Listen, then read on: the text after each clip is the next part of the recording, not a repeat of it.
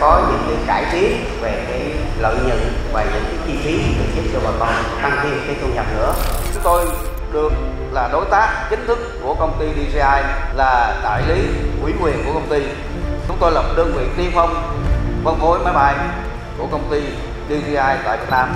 Công nghệ này là nó phun nó tốt cho cái cây lúa.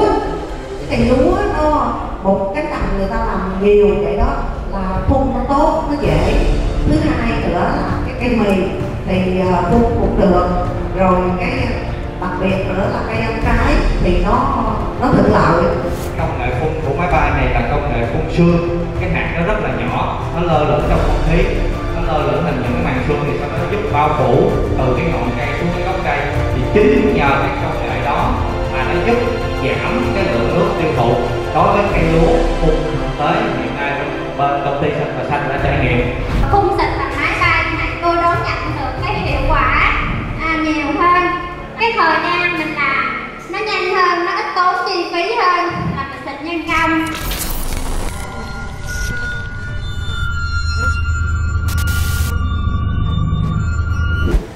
Hiện nay thì nhà nước đang cổ võ cho việc thực hiện nông nghiệp 4.0 và nông nghiệp sạch cũng như nông nghiệp xanh. Cho nên là chúng tôi là công ty Xanh và Xanh hướng đến là nông nghiệp xanh, và chúng tôi thấy là có những cái nhu cầu rất là cần thiết cho nông nghiệp, tức là chúng ta sử dụng máy bay không người lái nó phục vụ cho nền nông nghiệp, đặc biệt là nó tăng năng suất cho cây trồng. Khi mà chúng ta sử dụng máy bay không người lái thì cái năng suất gấp 10 lần cái năng suất sử dụng cái lao động thủ công. Thứ hai là hiệu quả. Việc phun thuốc bằng máy bay không người lái ở dạng phun sương và phun hai mặt và phun đều, cho nên đạt được hiệu quả cao hơn cái phun tay.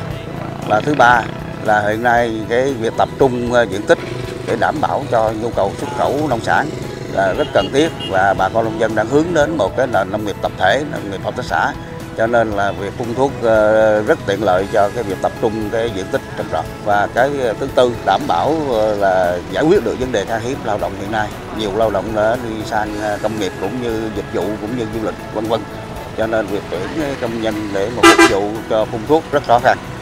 Và cái cuối cùng là phun thuốc bằng máy bay không người lái, đảm bảo sức khỏe cho người phun, bởi vì nó được phun tự động và người phun không tiếp xúc trực tiếp với thuốc bảo vệ thực vật. Và tình trạng khan hiếm sức lao động cũng đang gây ra vấn đề khó khăn cho chúng ta, cho nên là cái máy bay không người lái đáp ứng được yêu cầu.